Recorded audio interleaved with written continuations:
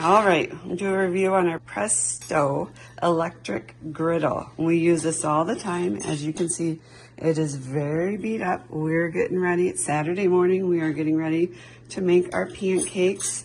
Like I said, it's very, very beat up, but it is still working great. It has the little drain. If we make bacon or anything on like that on it, it'll just drain right down here. And the top, as you can see, is a little beat up, but it's still non-stick. And then it's very simple to use. You simply can plug it into the griddle and turn on. Super easy. We're back. I have some pancakes on there. So it has been used, and of course I flipped them off.